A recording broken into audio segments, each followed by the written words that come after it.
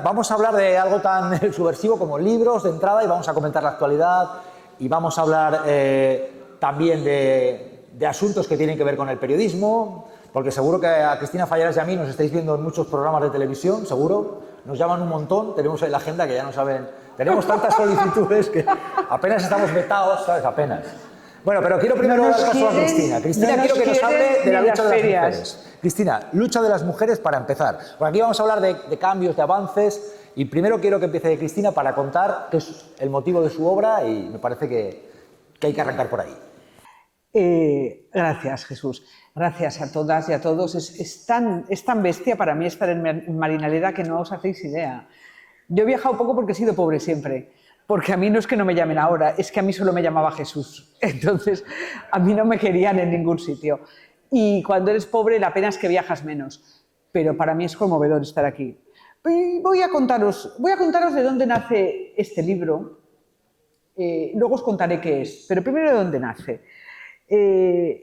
Vosotros sabéis que cuando sale un año húmedo, pues salen muchas setas, ¿verdad? Entonces, en 2015-2017, o sea, ahora, nos salieron años húmedos. Llevamos 40 años de democracia, 40 años de medios de comunicación libres e independientes, parece ser. 40 años de democracia después de la mítica transición.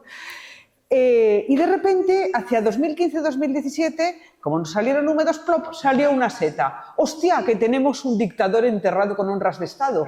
Y no nos lo había dicho nadie. Plop, salió otra seta. Hostia, que hay un movimiento republicano. Plop, otra seta. Hostia, que el rey roba. Plop, otra seta. Oye, que folla por las esquinas. Plop, otra seta. Oye, que los curas se tiran a los niños y a las niñas. Plop, otra seta. Oye, que las monjas robaban los bebés. Plop, otra seta. Oye, que a las mujeres nos maltratan constantemente en el ámbito doméstico, educativo, cultural, laboral, obstétrico, de todo lo que os podáis imaginar.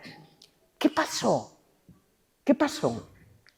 Pues desde la modélica transición pasó que en España se impuso algo que podríamos llamar el silencio democrático y que tuvieron que llegar las redes sociales para que los republicanos, la memoria democrática, los familiares de los fusilados y las fusiladas del franquismo, todo el movimiento republicano, todo el movimiento laico y las que defendemos la lucha contra la violencia machista, se nos viera, vamos a dejar que se sienten, se nos viera la cara y se nos escuchara la voz. ¿Por qué? Porque hasta ese momento da la casualidad que durante 40 años ningún medio de comunicación había hablado de esto. Es muy gordo, compañeras, es muy gordo, compañeros, ¿eh? Que es que tuvieron que llegar las redes sociales para que el movimiento republicano se hiciera oír y sacaran a Franco del Valle de los Caídos cuelgamuros. Es que hasta entonces no lo había dicho nadie. ¿Por qué no lo había dicho nadie? Por una cuestión muy clara. Porque no había cómo decirlo. Porque no había cómo decirlo. Hay una cosa que se llama la tradición testimonial, que quiere decir, a mí me hicieron esto, a mí también, a mí también, a mí también. Cuando sucedió la modélica transición, 40 años después, una señora que con su par de ovarios, una señora llamada Carmen Calvo, que entonces era vicepresidenta del gobierno, que con su par de ovarios salió y dijo, la transición fue la época más pacífica y feliz de España. En la transición hubo asesinatos, nos acordamos de Vitoria, nos acordamos de Navarra, hubo torturas en todas las cárceles y comisarías por parte de las fuerzas y cuerpos de seguridad del Estado y además hubo una construcción asquerosa que fue la construcción de no castigar a la gente que venía del franquismo. De hecho, Billy el Niño, el mayor torturador de la transición, se murió con sus medallitas puestas. Y entonces, de repente, las mujeres dijimos, me parece que más vale que una a una digamos lo que nos hacen, porque si tenemos que esperar que estos medios cuenten lo que nos hacen, ¿verdad? Ojalá los torturados y las torturadas de la transición, que fueron millares de hombres y mujeres en comisarías y cárceles, ojalá hubieran uno a uno y una a una dicho lo que les habían hecho. A mí me hicieron abortar, a mí me arrancaron los pezones, a mí me rompieron las costillas, a mí, para que después no pudiera venir una vicepresidenta socialista a decir que la transición fue la época más tranquila de este país. Ojalá hubieran tenido esa cultura de lo testimonial. Así que las mujeres, a mí se me ocurrió después de escuchar la sentencia de la manada.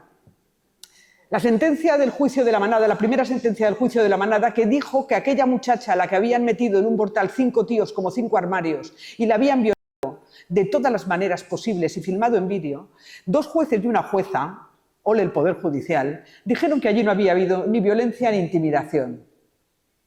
Y yo dije, ¿por qué hacen esto? Porque pueden. Hacen esto porque pueden. Porque si yo a ti te cojo el monedero y me lo llevo, lo llamamos robo. Si yo a ti te cojo y le pido un rescate a tu hija, lo llamamos secuestro. Si yo no me lo azaplana, lo llamamos corrupción. ¿Pero a qué llamábamos violencia sexual? Llamábamos violencia sexual a que te coja un tío en un callejón y te la meta. A una penetración en un callejón por un desconocido. Y dije, compañeras, no. Vamos a contar una a una, compañeras, a qué llamamos violencia sexual y violencia machista. Dije, era de 2018, abril de 2018. Yo conté las veces que me habían violado, esta, y puse un hashtag, cuéntalo. Al principio pensé, hostia, a ver si va a funcionar. Y la primera noche, 10 mujeres adultas contaron con el hashtag cuéntalo lo que habían vivido. Pensé, bueno, ya está, que 10 mujeres adultas hayan dado ese paso ya me parece suficiente, es una maravilla. A los 4 días eran 10.000, a la semana eran 100.000, a las 2 semanas eran 3 millones de mujeres de 16 países diferentes contando lo que habían sufrido como violencia sexual y violencia machista en general. Ese gran testimonio, ese gran archivo testimonial de una a una narrando lo que nos han hecho, es lo que nos ha faltado en la historia del patriarcado y en la historia de este sistema que llaman democrático y que tiene unas fallas por las que poco a poco vamos a ver cómo cuela lo no democrático y ya lo estamos viendo. Y donde algunos sectores, entre otros pongamos la monarquía, ¿verdad? Pongamos la iglesia, ¿verdad? La democracia no la han conocido en su vida. Dije, vamos a contarnos una a una para que no puedan decir que la violencia no existe. Y ya acabó, que esto es... Entonces, después he seguido recopilando testimonios, sigo a día de hoy recopilando testimonios de las mujeres, luego si charlamos más sobre este asunto os contaré cómo, pero lo que sí tengo es la certeza de que ya no hay vuelta atrás. Hay millones de testimonios de mujeres que una a una hemos contado cómo nos han violado, cómo nos han metido mano, cómo nos han golpeado, cómo nos han atado, cómo nos han roto las costillas, cómo han violado a nuestras hijas, cómo nos han mirado, cómo no nos han dejado andar por la calle tranquilas. Ese testimonio existe, ese archivo existe. En este momento eso es irrefutable. ¿Por qué? Porque es una construcción testimonial. Ojalá hubiéramos podido hacerla antes con otros muchos sectores de esta población que vieron cómo eran callados en los años 80 y en los años 90 por aquellos partidos que subieron al poder. Muchas gracias. Me parece interesante seguir el hilo por el asunto de la República y por también, lógicamente, por toda la motivación que tiene la lucha feminista, la lucha de las mujeres, ¿no? Yo estaba recordando que, antes de ayer, de forma muy reciente, ha habido un parlamentario de Vox que se permitió, en el Congreso de los Diputados, con un sueldo público, decir que la dictadura había sido un tiempo de reconciliación. Y me llama mucho la atención que en España haya que pagar a parlamentarios que se permiten en el año 2024, habiendo como hay gente que sabe que sus familiares están en las cunetas, que haya un parlamentario que se permita, por todo el morro y no pase nada, decir en la sede de la soberanía popular que la dictadura fue una etapa de reconciliación y de reconstrucción. Lo digo porque, como bien sabemos, y tiene toda la lógica, en este país se ha hecho una labor por respetar, por ejemplo, a las víctimas de ETA. ¿Os imagináis que un parlamentario sale al Congreso de los Diputados y dice que lo de ETA fue un tiempo de reconciliación? ¿Os imagináis lo que hubiera ocurrido? Bueno, pues en España se tolera y pasa como una noticia breve que un parlamentario se burle de las víctimas y diga que un tiempo que fue tiempo de fusilamientos, de encarcelamientos, de exilio, de tortura, fue un tiempo de reconciliación y no pasa nada. Y eso es absolutamente nauseabundo. Y no debiera ocurrir en un pueblo avanzado, ¿no? Y a mí me parece interesante esto. Cuando hablaba Cristina de las mujeres, yo me estaba acordando de mi abuela. Mi abuela Milagros me contaba, por ejemplo, cómo las mujeres en tiempos de la posguerra, de hambruna en mi pueblo, en Ágreda, había unos que llamaban los pelegrines que iban y requisaban parte de la cosecha en tiempos de hambre, y como hubo una serie de mujeres que se levantaron, y mi abuela me contó que la llevaron al calabozo después por levantarse. La lucha de esas mujeres, que como bien sabéis, les molesta especialmente a estos partidos de la extrema derecha, que permanentemente les sale ese rejo machista, ese rejo también nostálgico, ¿no? Pero me parece interesante también porque cuando he llegado hoy a esta comarca, he pensado lo que estoy también recopilando estos días. Me gusta ser observador de lo que veo, me gusta hacer de periodista que toma nota de lo que observa, que creo que se hace, pienso yo, menos de lo debido. Creo que tenemos que esforzarnos, ¿no? Está la lucha de las mujeres y me parece muy oportuno por lo que está ocurriendo. Vengo de estar en Valencia ayer, vengo de ver las consecuencias de la Dana, y me parece interesantísimo hablar de los tontos con carrera. Me parece interesante hablar de los tontos y tontas con carrera. Tenemos carrera, es decir, pero hay tontos con carrera también. Es decir, el tonto con carrera es aquel que se fía más de Abascal que de un científico, por ejemplo. El tonto con carrera es aquel que, teniendo un título universitario, por así decirlo, hay muchos tipos de tontos, pero vamos a hablar del tonto con carrera porque es una de las lacras del tiempo que vivimos. Un paisano, por ejemplo, de mi pueblo, con sentido común, mira la montaña, en el caso del Moncayo, o viene aquí, ve el tiempo que está haciendo en diciembre, ve el tiempo que había en Asturias, donde estuve la semana pasada, que no había nieve en los picos de Europa. Un paisano con sentido común ve eso y le preocupa. Tenemos el problema, y lo hilvano con el precio de la verdad, y lo hilvano también con el avance de las mujeres. Un tonto con carrera es aquel que, teniendo delante de sus narices algo tan evidente como lo que está ocurriendo con el clima, que es gravísimo, y que en tierras como Andalucía se paga y se va a pagar. Yo he estado en Casariche, por ejemplo, y sabéis que hay carestía de agua, por ejemplo, aquí cerca, aquí al lado, y sabéis las consecuencias que tiene el agua. Yo soy de pueblo como vosotros y sé la importancia que tiene el agua, y todos sabemos, ¿no? Pues hay tontos con carrera que, por ejemplo, se creen más Abascal porque les dice que el cambio climático no existe. Y sin embargo, no se fían de un científico. Pero hay gente que con sentido común, un pastor, si ve lo que llueve y lo que antes llovía, lo que nieva y lo que antes nevaba, le preocupa enormemente y no necesita un título universitario. Uno de los dramas del tiempo que vivimos son los tontos con carrera que, teniendo ante sus ojos algo que es gravísimo como lo que está ocurriendo con el clima, prefieren creerse, y lo creen y lo difunden en las redes sociales, y hay gente que se lo está creyendo, pues que, por ejemplo, la Dana tiene que ver con que Marruecos está haciendo movimientos con el clima para dañar a España, con que es la Agenda 2030. Hay incluso tontos con carrera con programa de televisión. Nos dicen que tiene que ver, claro, nos dicen que tiene que ver, no, que ocultan muertos en parkings como Bonaire, que también lo han dicho. Es decir, tontos con carrera que se creen teorías conspiranoicas, que nos fumigan por la noche los aviones. Y es algo tremendo y es terrible, y lo digo como periodista, es terrible que no seamos capaces de ver la enorme gravedad. Algunos, especialmente, me parece muy llamativo, los tontos con carrera, que viendo algo tan preocupante como lo que está viendo con el calentamiento del planeta, las consecuencias que va a tener en el campo, las consecuencias que está teniendo ya, lo que está suponiendo también, por ejemplo, en el Mediterráneo, los procesos de gota fría, que los ha habido, pero que ahora pueden agravarse, lo está diciendo la ciencia. Un tonto con carrera es aquel que, teniendo delante de sí un problema tan serio o problemas tan serios, no los ve. Y no los ve por una cuestión que me parece tremenda, que es la desinformación. Y termino con esto. Y luego hablaré más. Me parece enormemente preocupante que estamos en un tiempo en el cual hay más información que nunca, pero también más desinformación que hubo jamás. Es decir, hay enorme caudal de contenidos que está llegando en los teléfonos móviles. Antes había una televisión 2, ahora hay 20, 30, puedes tener el satélite, puedes tener la plataforma A, B, pero también hay un enorme caudal de desinformación en las redes, en medios de comunicación que desinforman, que están en la conspiración permanente.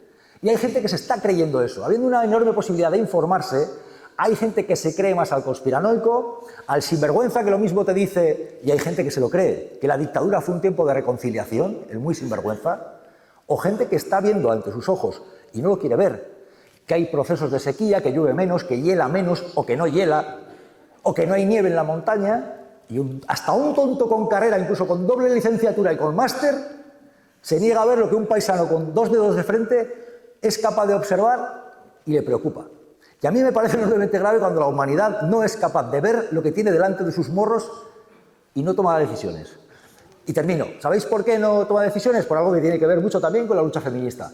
Porque hay poderes establecidos a los que no les conviene que se tomen determinadas decisiones. Les conviene que todo siga más o menos como ellos pretenden. Y eso es lo que creo que hay que romper, esa es la cadena que hay que romper. Y probablemente también eso tiene algo que ver con el hecho de que Fallarás y yo, pues no nos veáis demasiado en programas de televisión, opinando, presentando y demás. A pesar de que hemos hecho programas que lo veía mucha gente, ¿no? Pero hay gente que dice, no, peligroso, inconveniente, dice cosas que se sale del carril, peligroso, no vaya a ser que se altere el gallinero. Pues de esto quería hablar mucho también, ¿no? Es interesante hablar de avances y también de los tontos con carrera. Os aseguro que los hay. Gracias. Los tontos con carrera, como todo, es una cuestión de clase.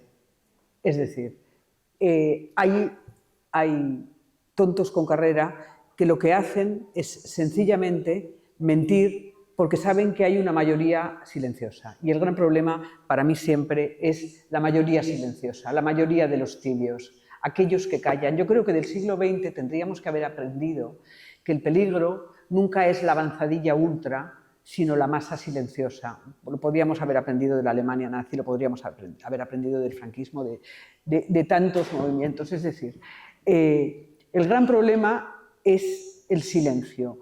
Yo creo, retomo el hilo de antes y enhebro con los tontos con carrera, que vivimos en un país construido sobre el silencio.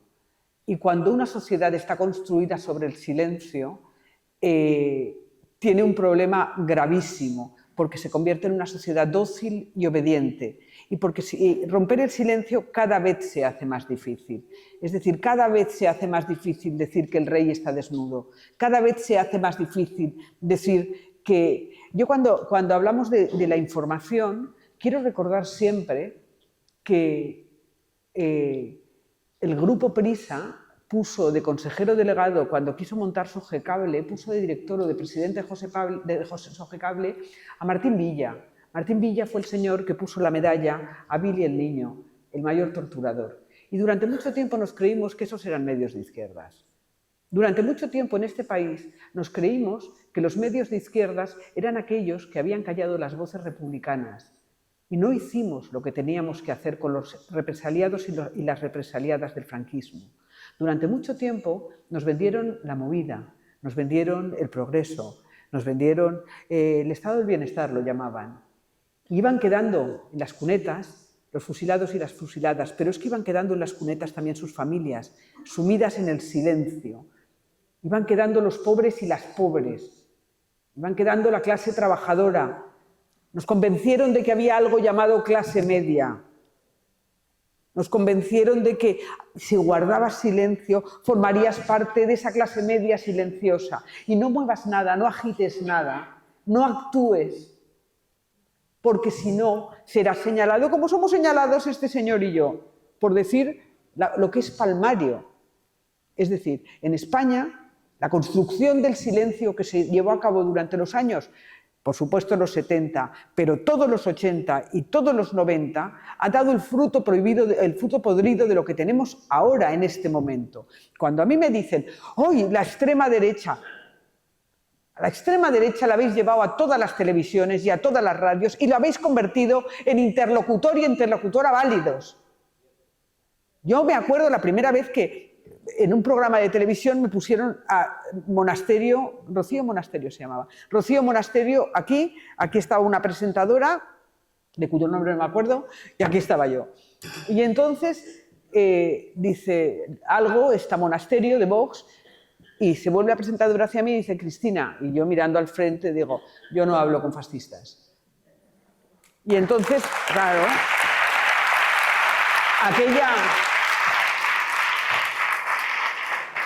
aquella señora, pues yo sí hablo, pues yo sí hablo, pues porque tú eres una...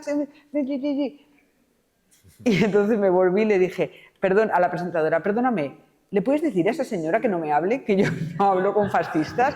Es decir, si todos hubiéramos hecho exactamente eso, es decir, con el fascismo no se habla, con la extrema derecha no se habla, porque a base de llevarlos a televisiones, a radios, de escuchar su opinión, de tenerlos en cuenta y tenerlas en cuenta como opiniones válidas y democráticas, de repente, ¡oh, qué casualidad! Nos colaron así, flaca, 50 diputados y diputadas. ¡Da! Y de repente empezaron a gobernar. Y de repente estaban en la Comunidad Valenciana, en Aragón, en Extremadura, en Baleares. Y de repente lo primero que hace el gobierno de Aragón cuando sube es romper la ley de memoria democrática. ¿Cómo puede ser? No lo habíamos visto venir. Hombre, no lo habíamos visto venir. A mí que no me digan que es solo el PP quien le ha dado la mano a Vox. La extrema derecha en este país no solo está en los gobiernos autonómicos, y los gobiernos autonómicos son Estado. Y si no están es porque se han ido porque les ha dado la gana. Forman parte del Estado. Y forman parte del Estado, y aquí hablo como periodista, porque en los medios de comunicación se les ha dado voz al mismo nivel que a los demócratas y las demócratas. Y que porque cuando hubo que llamarles extrema derecha, se inventaron que nosotras éramos extrema izquierda. Y dijeron, no, es que hay una polarización. No, señora. Yo soy decente y democrática y esos señores no son ni decentes ni democráticos. Esa construcción es la que permite que ahora una parte de la población los vea como demócratas de toda la vida. Una gente que no defiende los derechos humanos, lo más básico. No defiende, por supuesto, mis derechos como mujer, ninguno, pero ni los de vuestras hijas, ni los de los ancianos, y cuando tengan, es que es tremendo, y cuando tengan que gobernar con ellos, cuando el PP tenga que gobernar con Vox, veremos lo que pasa con la ley del aborto, con la ley de memoria histórica, con la ley de solo si es sí ni os cuento, con todas las leyes, con la ley de la eutanasia, con todas las leyes que nos han convertido en una sociedad evolucionada. Es brutal. Es brutal porque desde los medios de comunicación desde donde hemos construido un sistema teórico en el que estos, mira, los iba a llamar bastardos, estos señores con traje, ¿cómo los has llamado tú, mi amor? Los tontos con carrera. Tontos con carrera. Estos tontos y tontas con carrera son sencillamente la parte de la clase no trabajadora, porque no han trabajado en su vida, ni siquiera ahora que tienen una silla en el Congreso de los Diputados trabajan, no han trabajado en su puñetera vida. Estos serán los que rompan los consensos democráticos que creíamos tener bien afianzados, que creíamos tener. Y es la idea que hemos construido, que han construido desde los medios de comunicación, la que nos permite pensar en ellos como políticos democráticos, que no lo son. Estaba escuchando a Cristina, estaba tomando nota y me parece que es oportuno decir, a mí me preocupa la extrema derecha a la que se sabe y se reconoce y se define como extrema derecha. Pero cuidado con aquellos que sin llamarles extrema derecha son extrema derecha. Es decir, porque por ejemplo, al hecho de Rocío Monasterio. De Rocío Monasterio se sabía que era Vox y que era extrema derecha. Pero por ejemplo Ayuso, porque de Ayuso nos dicen, bueno, es el Partido Popular. Cuidado con la extrema derecha camuflada y disfrazada. ¿Me explico?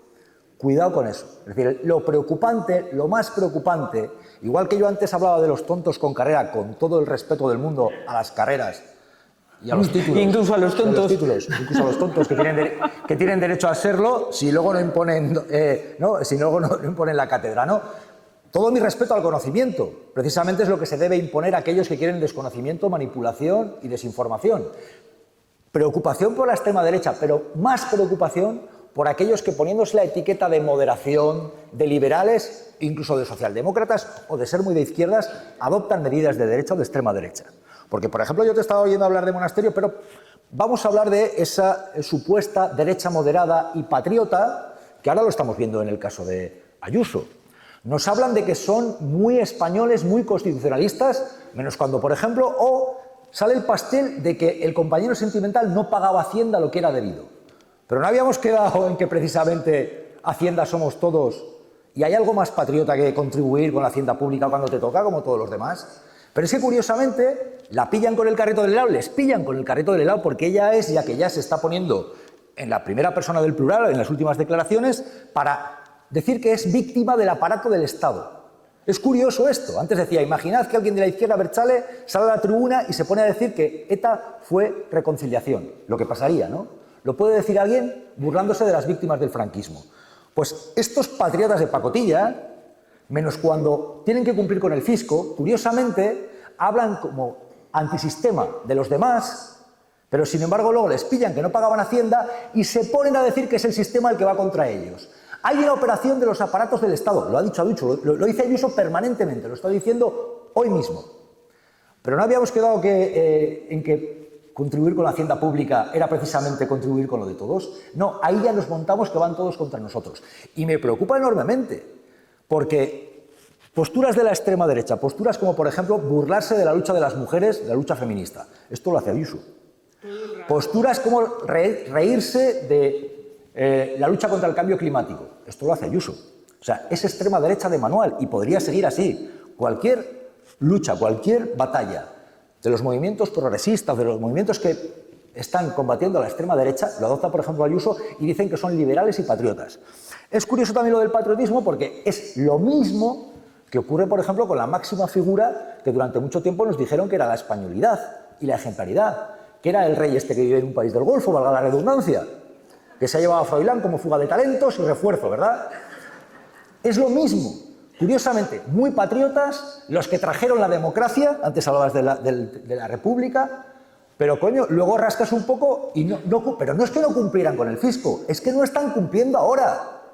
Es que tiene residencia fiscal en Emiratos Árabes Unidos y dicen que es el rey emérito, con impunidad, con un botín escondido fuera de nuestras fronteras. Es que es rey, cariño, ¿qué esperabas? Y patriota, y Claro. muy patriota.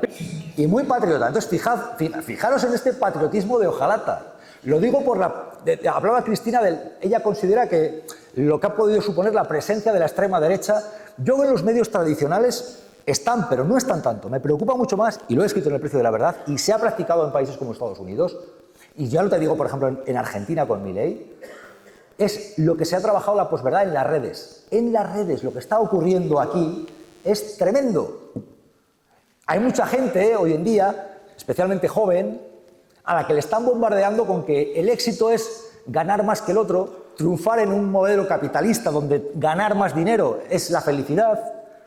Esto lo están trasladando continuamente y donde de forma constante, antes hablaba del parlamentario este de Vox que dijo que la dictadura fue reconciliación, prácticamente en la misma frase se vanagloriaba de que a través de las redes sociales se está trasladando que la dictadura fue una época de luz y de color. Y por desgracia está ocurriendo. Es decir, los medios tradicionales, vale, pero la enorme preocupación que algunos como yo tenemos es que esto está de forma absolutamente normalizada en las redes sociales. La dictadura, la persecución del que es como el otro, y sí, tú en redes como TikTok ves un vídeo o dos de Franco pescando salmones o inaugurando un pantano, y ya no es que leas ahí 100, 200, 300 comentarios diciendo que Franco era guay, es que el algoritmo te ofrece después 30 vídeos más. Y ya no es que veas que Abascal es un zángano que va... Oye, aquí ya sabéis, hay gente que se suelta el último botón de la camisa, se sube a un caballo y dice, somos la España que madruga. Y hay gente que se lo cree. Hay gente que se cree que Abascal es un tipo primero que madruga. Que ya de por sí, Abascal y madrugar es muy llamativo, ¿no? Ya trabajar. Hay gente que se cree que el modelo de patriotismo es este. Y a mí me parece terrible, hay gente que se lo cree. Lo peor es que esto circula y hay gente que da apariencia de patriotismo y de gente que contribuye a lo de los demás, gente que te está diciendo abiertamente, Milei no lo ha ocultado, estos no lo ocultan, creen en los servicios privatizados. Consideran que pagar impuestos es algo que va contra natura, contra lo que no les conviene. Si no pagáramos impuestos, ¿de qué iba a vivir gente como Abascal, que ha vivido de chupar del bote permanentemente? Y hay una cosa, porque has hablado del trabajo, que me parece oportuno reivindicar, y quiero reivindicarlo aquí, que es una tierra también de jornaleros, y que es una tierra de campo que es de donde yo vengo, de la agricultura y de la ganadería, y donde me tocó trabajar desde niño, que no lo recomiendo, pero me tocó trabajar desde niño. He hablado de lo que es el pago de impuestos. Me niego a cederle a esta derecha boca chancla que tengan ellos la vitola de que son el trabajo, el esfuerzo, los que están con los autónomos, los que sacan a España adelante. Me niego. Y lo digo yo, que me ha tocado trabajar como un cabrón desde que era pequeño. Porque es que estoy hasta las narices de ver que este tipo de gente se convierten en arquetipos de la defensa de los autónomos, de las pequeñas y medianas empresas, la España que madruga, el curro y los demás zánganos, y los demás vividores. No. Aquí hay mucha gente que trabaja, que ha trabajado, que se parte el lomo y que no tiene por qué soportar que la vitola del esfuerzo y la España que madruga digan que la tiene Abascal, el rey que vive en un país del Golfo, valga la redundancia, o si os descuidáis, poco menos que Froilán lo van a convertir en icono del Día del Trabajador. Me niego a aceptar eso. Y no hay que aceptarlo. Con lo cual, vuelvo a lo que decía, el tema de las etiquetas y de las apariencias. Preocupante la extrema derecha que va de cara, muy preocupante, pero me parece enormemente más preocupante la que va camuflada, la que va maquillada, la que dice que es la moderación, la que dice que es ser liberales, que se yo ahora está muy de moda, son liberales. Pero incluso diré, hay gente que va de que es de izquierdas y tiene de izquierdas lo que tengo yo de cura de mi pueblo. Es decir, cuidado con eso, cuando se normalizan determinados discursos con la vitola de que es otra cosa. Va por ahí la historia. Entonces, a mí me parece enormemente preocupante y muy para reflexionar lo que está ocurriendo en los medios de comunicación, en los tradicionales, por supuesto, pero también lo que está circulando de forma breve, concisa, cada vez con menos reflexión, cada vez trasladando en una cultura que premia más el éxito económico que la felicidad, que premia más que el chaval o la chavala piense más sobre el futuro de la humanidad, pensando en una sostenibilidad climática, pensando en la felicidad, en construir un futuro donde ya de por sí, con los problemas que tienen para acceder a la vivienda, para tener un salario digno, las enormes dificultades que tienen, y todavía hay cantamañanas que luego, por cierto, aparecen como contertulios en algunos programas de televisión donde hablan con la misma naturalidad de la gota fría que de los ovnis y están vendiendo auténticos cuñados lo que tiene que ser el icono, la simbología del avance y del progreso, con la apariencia de algo muy culo, muy guay, o que misterio, por ejemplo, que también se lleva mucho el misterio, te están vendiendo fórmulas absolutamente, y hay que decirlo así, fascistas. Fascistas. Con lo cual, cuidado con el envoltorio, que es donde realmente nos la están colando. Cuidado con el envoltorio. Gracias. Yo hoy he comido en casa de Chon, que es una señora que me ha hecho, primero que me ha acogido en su casa sin conocerme de nada y me ha dado de comer. Su familia me ha acogido, Chon me ha dado unas espinacas extraordinarias y su marido una magdalena que ha hecho él. Y las espinacas, me ha contado un caballero que está por aquí, que son de su huerto, que las reparte entre la gente. Y he pensado, y lo he pensado muy fuerte, que hay algunos sectores de esta sociedad a los que esa gente no nos va a engañar.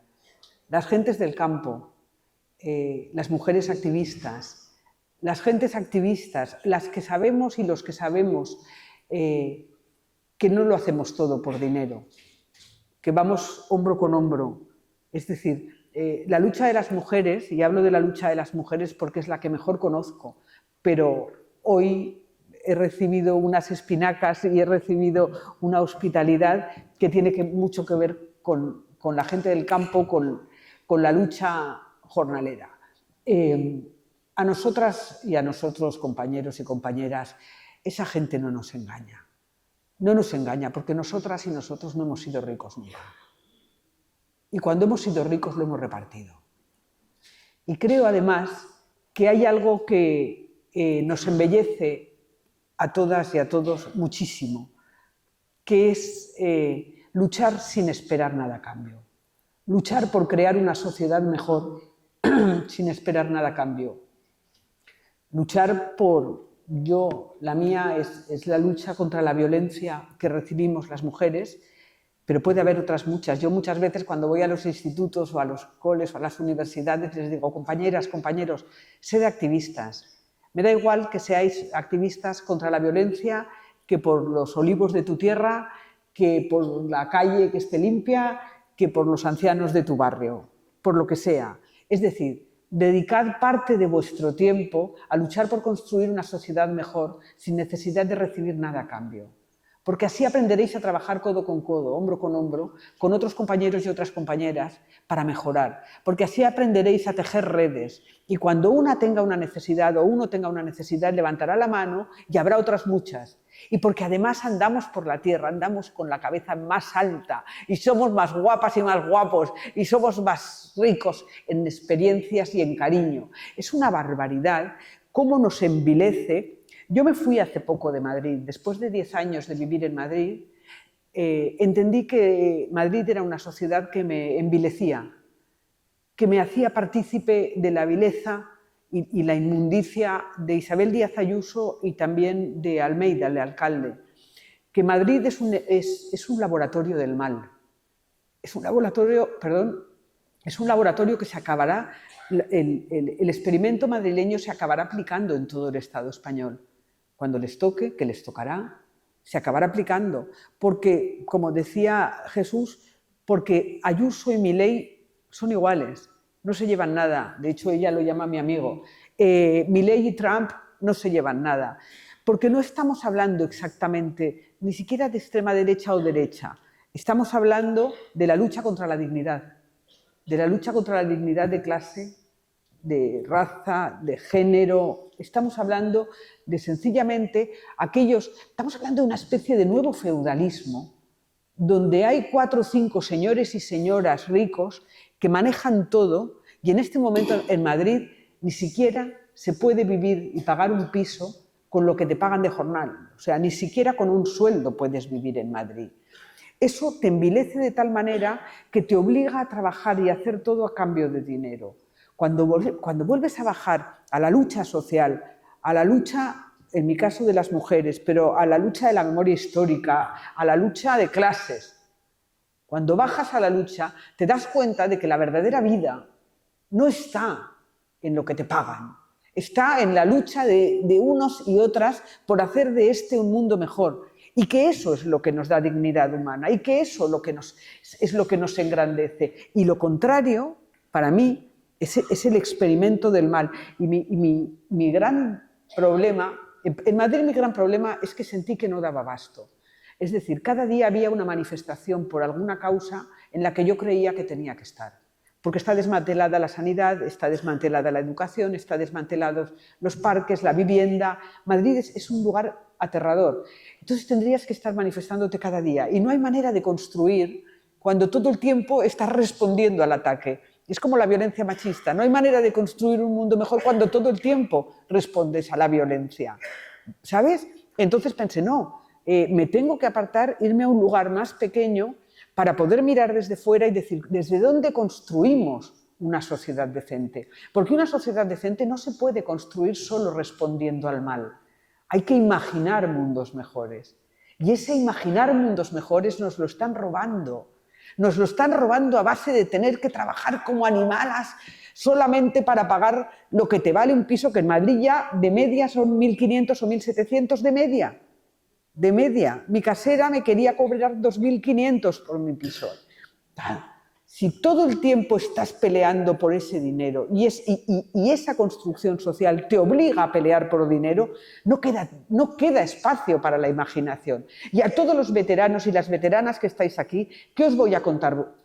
Imaginasteis una sociedad, más aquí en Marinaleda, imaginasteis una sociedad mejor, imaginasteis y pusisteis en práctica la posibilidad de vivir mejor, de ser solidarios y solidarias, de construir un mundo donde lo que manda es la hospitalidad de Chon y las espinacas de este señor, que no me acuerdo su nombre, que tiene el huerto y da las espinacas. Y yo quiero vivir en un mundo así. Esa tiene que ser nuestra lucha. Me da igual cómo la llamemos en el fondo. La lucha de las mujeres me dice, ¿pero tú qué eres? Digo, yo soy activista por la decencia y soy activista contra la violencia. Déjame a mí luchar hombro con mis compañeras y que nuestra lucha sirva de ejemplo, porque a mí cuando la extrema derecha dice miau o guau o perro, me importan un carajo. Me importan un carajo porque salgo a la calle y mi hija sale conmigo del brazo y mi hijo del otro y salimos a la calle con el convencimiento de que entre todas construiremos una sociedad mejor, basada en el diálogo, en el alimento, compañeras y compañeros, en la tierra. ¿Qué nos quedará si no tenemos la tierra? ¿Qué nos quedará si no tenemos el alimento? ¿Qué nos quedará si no podemos compartir la mesa, las espinacas y el fuego? Y eso nos lo están haciendo olvidar. Y no os digo nada en las grandes ciudades. La simbología de vivir en Madrid y lo que supone Madrid me parece interesante hablarlo y para terminar hablando del campo. Primero quiero hablar de esto de la centralidad, ¿no? Vamos a ver, yo de entrada no les voy a ceder la bandera de que todo lo que hay en Madrid es malo o todo lo que representa Madrid. En Madrid hay gente buena, mala, irregular, es así, y hay gente también que paga 1.500 de alquiler, por desgracia, en Madrid y en otros lugares, ¿no? Pero sí que es cierto que hay un ambiente enfermizo, centralista en este país que va, a mi modo de ver, a peor. O sea, si hablamos de la política, se ha instalado una forma absolutamente de hiperliderazgos, centrípeta, absolutamente nociva de interpretar la política como algo que se decide por cúpulas en Madrid, que han hecho un enorme daño en los partidos políticos, decisiones que se toman ahí de manera centralista, olvidando que este país tiene un montón de pueblos maravillosos, hay un montón de gente que está haciendo política municipal, un montón de gente que se está dejando la piel por hacer política provincial, autonómica, pero si os fijáis estamos constantemente, yo hablo en este libro de quién marca la agenda, tenemos una madrileñitis aguda enormemente peligrosa. Yo vengo diciendo estos días que si aquella alerta roja que hubo en Valencia, y a la que no se prestó atención, por cierto, por algún presidente autonómico como el tal Mazón que se fue, dicen que a una comida, no sé lo que estaría comiendo, con la periodista esta tantas horas, si esa alerta roja llega a ser en Madrid, os aseguro que nos habríamos enterado todos. Porque hay una madrileñitis aguda mediática, pero ojo también a esa madrileñitis que está también dándose en la política. Partidos políticos de distinto color. Ese centralismo, esa forma de tomar las decisiones en esas cúpulas madrileñas, ¿no? Entonces, yo me niego a aceptar que primero, que en Madrid todo es malo y que lo que pasa ahí es únicamente cuestión de Madrid. No, hay un problema de centralismo. Y luego hay otro problema también, a mi modo de ver, yo vengo de un pueblo y a mí me han llamado muchas veces paleto. Sí, soy paleto a mucha honra. Pero os aseguro, igual que antes hablaba de los tontos con carrera, y tengo carrera y hay que poder decir, para tonto tú, pues igual lleva razón. Para paletos, algunos que viven en Madrid. Para paletos, algunos que viven en Madrid. Algunos incluso pueden llegar a ser hasta presidentas autonómicas. O sea, es así. O sea, y, por cierto, y sus jefes de gabinete. Y sus jefes de gabinete que amenazan a periodistas, por ejemplo, o que intentan convencerte de que la Tierra es plana a veces. Que te niegan el cambio climático, que consideran que lo vas a combatir poniendo una planta en tu balcón. ¿Os acordáis lo de la planta, la propuesta de la planta? Fomentando las subvenciones públicas a la tauromaquia y demás populismos. Yo vivo en Madrid. Vamos a hablar de lo que pasa en Madrid. Por ejemplo, estamos en Marinaleda. Yo he visto reportajes y programas de televisión que criminalizan Marinaleda. Está por ahí Sergio, el alcalde. Os aseguro que si tuviera Sergio, la mierda, la cantidad de mierda que estoy viendo últimamente en Madrid, pero mierda, bueno, hay un grupo de Tijuana en Blue, que ya no existe, Navarro, que decían mierdas de perro inundan la ciudad. Unas tú las pisas y otras te quieren pisar. ¿No? Bueno, creedme, Almeida es otro de esos dirigentes de traje, corbata, impecable, alguno diría, el hijo que se querría tener, ¿no? Y no voy a decir esta frase machista que cualquier madre quisiera tener, cualquier madre y cualquier padre, ¿no? Pero, de verdad, yo podría decir, ¿y qué ha hecho Almeida por Madrid? ¿Tú sabes alguna gran obra que haya hecho Almeida por Madrid? A ver, yo no he visto la ciudad más sucia en mi puñetera vida. En mi puñetera vida. La mierda que he llegado a ver en Madrid, que estoy viendo en Madrid últimamente, sinceramente, si estuviera en Marinaleda, a este señor le estarían haciendo reportajes permanentes. Yo recuerdo cuando gobernaba Carmena, que le hacían reportajes hasta, yo creo, haciendo primeros planos de una rata en algún contenedor que pillaran por cualquier barrio. Pero como lleva traje y corbata, ha estudiado en el Opus Dei y se pone ¿no? Se hinca la rodilla ante el rey emérito en la boda aquella que tuvo y tal, etcétera, etcétera, y es muy campechano porque le gusta el fútbol y demás, pues oye, no pasa nada. Pero esto es lo que, por ejemplo, puede ocurrir en Madrid. Pero en Madrid también hay gente maravillosa, de verdad, hay gente que trabaja, hay gente que se esfuerza, y Madrid no es, yo me niego a creer, esto que me pasa a veces que pongo yo en las redes sociales, mañana estoy en Madrid, o mañana estoy en Murcia, o mañana estoy, y hay gente que dice, bueno, no, solo irá, ten cuidado, solo irán fachas, me niego. Hay en tantos sitios donde hay gente de izquierdas, de derechas, gente que va de izquierdas y es de derechas, gente que va de... No, me niego a cederles la bandera de que todo lo que hay en Madrid representa el problema en general. Hay enormes problemas para acceder a la vivienda, por desgracia, en un montón de lugares de España. Hay, por desgracia, amenazas con la extrema derecha en un montón de lugares de España.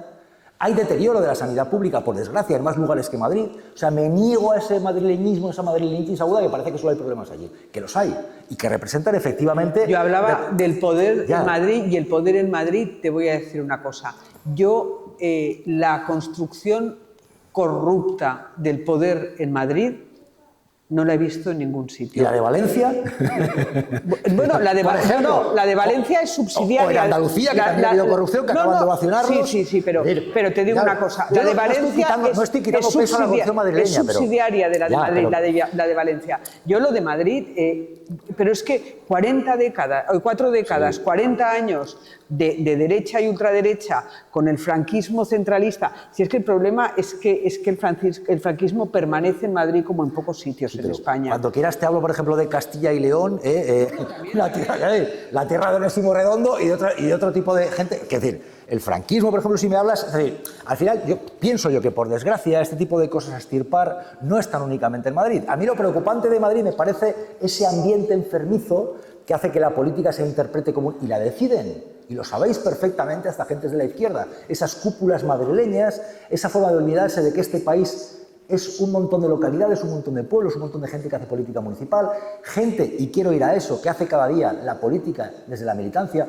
o que está en asociaciones, que está en ateneos, que por eso hay que celebrar, por cierto, la inauguración de una sede como esta, que es un templo, y debe ser un templo de la cultura, así lo interpreto yo. Estamos hablando de libros, claro.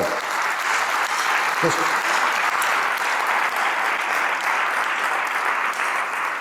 me quiero quedar con eso, es decir, me quiero quedar con el hecho de que este país, afortunadamente, sí, tenemos problemas, los tenemos. Madrid tiene muchos, sí, pero me quiero quedar con que tenemos una diversidad maravillosa. Y yo en los últimos días he estado en Asturias, he estado en Castilla-La Mancha, vengo de Valencia, estoy aquí, mañana me volveré a Madrid, sí. En Madrid hay gente estupenda, vengo de estar en el Ateneo de Vallecas, por ejemplo, pero que me da igual, en mi barrio, en Ciudad Lineal. No voy a cederles esa bandera, sé que Cristina no lo hace en sentido, pero quiero poner el foco en esto, en que esa podredumbre es algo que también se está haciendo, y por cierto en la política, si lo interpretamos, ese centralismo es una lacra que va en aumento, esos hiperliderazgos madrileños, esa forma de ver la política como algo que cada mañana, una vez a la semana, en el Congreso de los Diputados, hace que veamos una teatralización para luego llevarla al Twitter. ¿Y qué ha dicho hoy? Hay políticos que no sabemos realmente qué gestionan, si sabemos la patochada que dicen cada mañana. Pero a ti no te parece, Jesús, en serio, lo digo en serio, ¿a ti no te parece que el Madrid de Ayuso es un experimento político y social que será exportable, que es a lo que yo me refería? ¿Sabes lo que me parece preocupante? Veo más difícil que se exporte... Pero es que el Madrid de Ayuso es el de Esperanza Aguirre. ¿Hay alguna diferencia entre el de Ayuso y el de Esperanza Aguirre? No, es que te he dicho, llevan décadas, pero que acabará llegando, y que Ayuso no es Esperanza Aguirre. Esperanza Aguirre era más cercana a lo que conocemos como el franquismo, y Isabel Díaz Ayuso tiene una vertiente que entronca con Milei y con Trump, que es para mí mucho más lábil, mucho menos, es más difícil. Esperanza Aguirre era sota, caballo y rey. Isabel Díaz Ayuso... Es Aznar, es Aznar, y te diré, ¿sabes de dónde viene Aznar? De Castilla y León, la comunidad autónoma en la que yo me ponían mis padres lo que dicen el parte al mediodía, y ahí aparecía Aznar con gomina, que entonces llevaba gomina y un bigotito. Y ahora mismo, si este vídeo lo ven gente de comunidades como Castilla y León, dirán, nosotros tenemos nuestra propia forma de ver a una especie de Ayuso, en este caso, con pantalones, que es, por ejemplo, Mañueco. Es decir, esa forma de hacer política, por desgracia, no está únicamente en Madrid, te lo digo tal cual. Hay mucha gente, yo estoy harto de ir a lugares y me dicen, aquí tenemos nuestra particular Ayuso o nuestro particular Ayusito. Y esto es así, créeme. O sea, es una forma de hacer política. Pero bueno, más allá, no quiero, sinceramente, me aburren ya esto de Madrid, me aburre ya, lo digo tal cual. Sí me interesa hablar de este concepto que has dicho tú, que es lo principal que quiero reivindicar, y si queréis, hasta termino. Que es esto de no nos engañan, lo peor es que están engañando a gente. Y en este templo de la cultura, en esta casa de la cultura, quiero reivindicar eso, quiero reivindicar el conocimiento, la cultura y la información, que es lo que me trae aquí. Somos periodistas y es lo que quiero contar aquí, y es la principal receta que puedo trasladar aquí con toda la humildad del mundo. Es un tiempo en el que lo que viene es enormemente preocupante si no abrimos los ojos y nos movemos. Y van ganando porque la gente, efectivamente, antes decía Cristina, hay movilizaciones, cada vez va menos gente a las movilizaciones. Por cierto, en un país donde dijeron que iban a quitar la ley Mordaza, no la han quitado. Vamos a decirlo, ¿eh? No la han quitado. Y lo digo aquí en Marinaleda. Lo digo aquí en Marinaleda, que es símbolo también de determinadas luchas. Lo digo aquí en Marinaleda. Además, como homenaje a la gente que luchó, que defendió lo suyo, que la apalearon y que ha defendido constantemente lo que hay que defender. Un aplauso y un homenaje a esa gente, por cierto.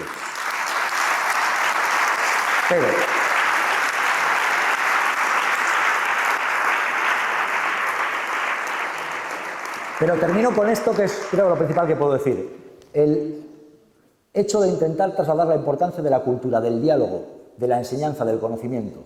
A algunos les debemos prácticamente todo lo que hemos podido ser en la vida, a nuestra familia, al trabajo en casa y a los maestros y maestras de la escuela, de la enseñanza pública.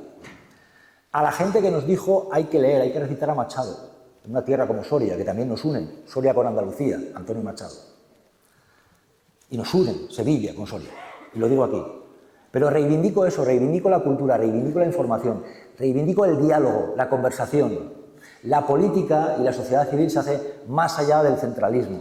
Se hace cada día conversando entre compañeros, entre compañeras, pensando que no todo está perdido y que no se puede hacer nada, porque hay gente que piensa que no se puede hacer nada. Sí se puede hacer, se debe hacer. Y hay que creer en la cultura, hay que creer en el pensamiento crítico.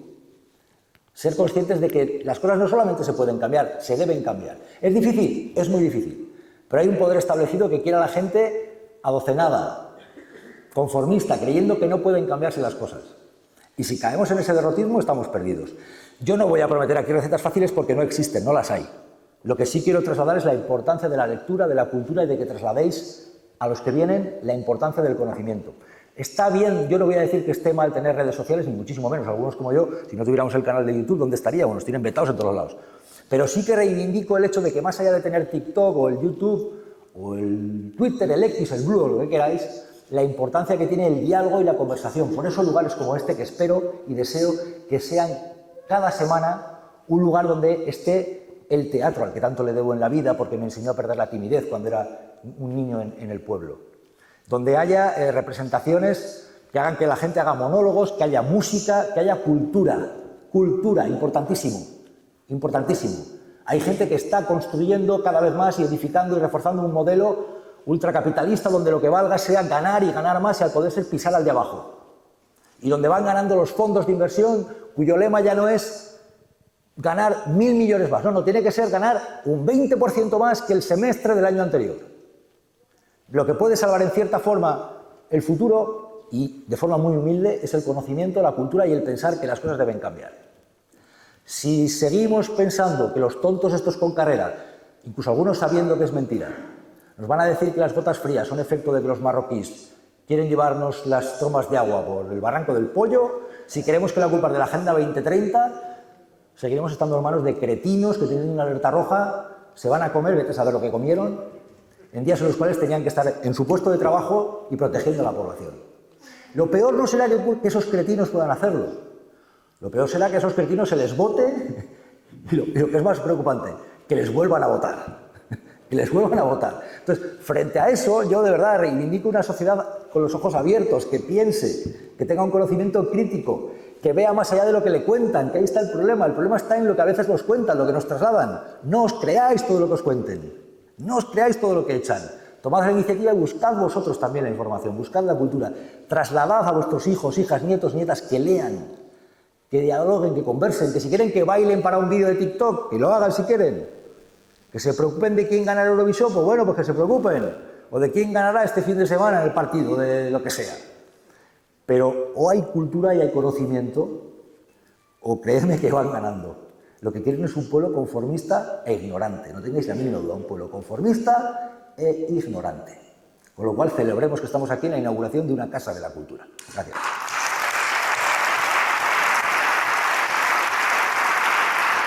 Ya que vais a decirles a vuestras gentes que lean, decidles que escriban.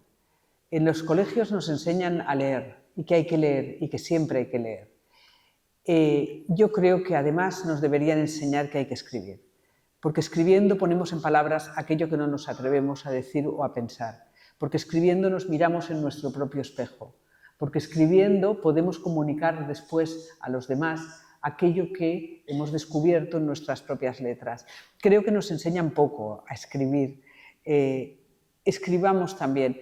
Las mujeres que me han ido mandando sus relatos, por miles, por millones, son mujeres que se sentaron un día ante el teclado y dijeron: voy a recordar aquello que sufrí, lo voy a poner en palabras y lo voy a lanzar públicamente para que otra lo lea y se reconozca en ello, y para romper este silencio y que no vuelva a suceder.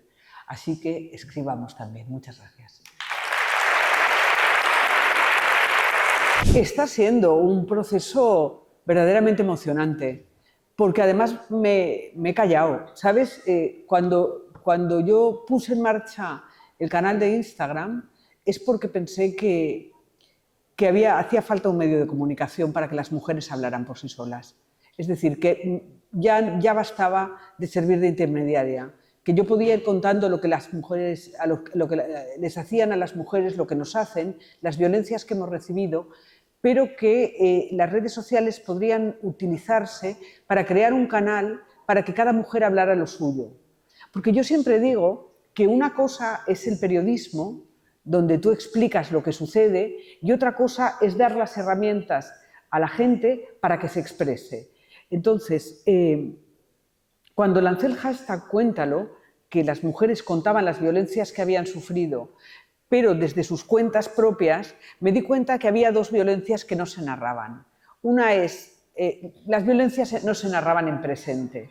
No se narraban en presente, ¿por qué? Porque la mujer que contaba desde su cuenta no podía decir: mi marido me pega, porque llegaba a casa y su marido la mataba.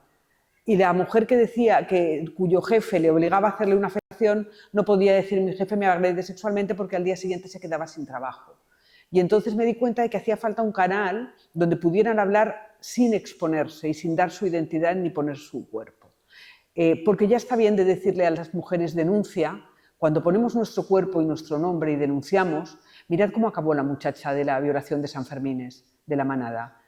Qué casualidad, ¿verdad?, que los juzgados acabaron filtrando su nombre.